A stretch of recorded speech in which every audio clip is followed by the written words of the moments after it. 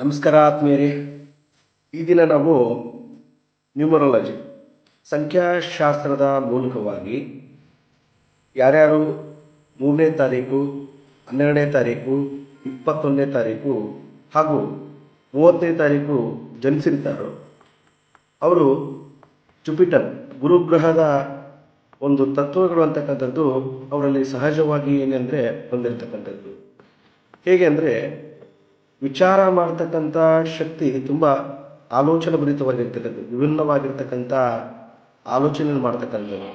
ಹೇಗೆ ಗ್ರಹದಲ್ಲಿ ದೊಡ್ಡ ಗ್ರಹ ಆಗಿರ್ತಕ್ಕಂಥ ಗುರುಗ್ರಹವು, ಹಾಗೆ ಈ ಒಂದು ದಿನಾಂಕದಲ್ಲಿ ಜನಿಸಿರ್ತಕ್ಕಂಥ ವ್ಯಕ್ತಿಗಳು ಸಹ ಏನಂತಂದರೆ ವಿಚಾರ ಮಾಡಬೇಕಾದಾಗ ಭಾಳ ಸೂಕ್ಷ್ಮತೆಯಿಂದ ಉತ್ತಮವಾಗಿರ್ತಕ್ಕಂಥ ವಿಚಾರವನ್ನು ಮಾಡ್ತಕ್ಕಂಥ ಗುಣವನ್ನು ಇವರು ಒಳಗೊಂಡಿರ್ತಾರೆ.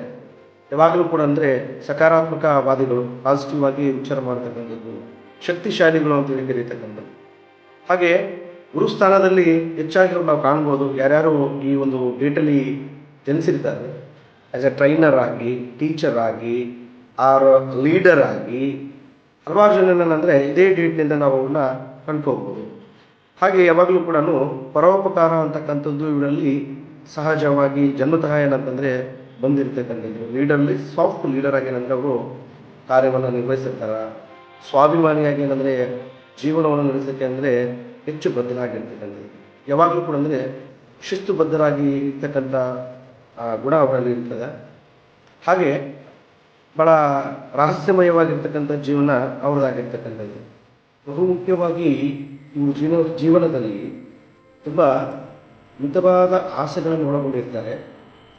ಹಾಗೆ ಶಿಸ್ತನ್ನು ಮಾತ್ರ ಬೆಳೆಯುವುದಿಲ್ಲ, ಉತ್ತಮವಾಗಿರ್ತಕ್ಕಂಥ ಬರವಣಿಗೆಯನ್ನು ಸಹ ಅವರು ಹೊಂದಿರ್ತಾರೆ. ಯಾವುದೇ ವಿಚಾರಗಳನ್ನು ಸರಳವಾಗಿ ತಮ್ಮ ವಿಷಯಗಳನ್ನು ಯಾರ ಮುಂದೆನೂ ಕೂಡ ತಿಳಿಸೋದಿಲ್ಲ.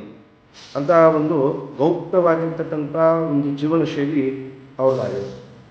ಮತ್ತಷ್ಟು ನಿಮ್ಮ ಬಗ್ಗೆ ನೀವು ಮಾಹಿತಿಯನ್ನು ಪಡೆಯಲು ಸಂಪರ್ಕಿಸಿ. ಧನ್ಯವಾದ.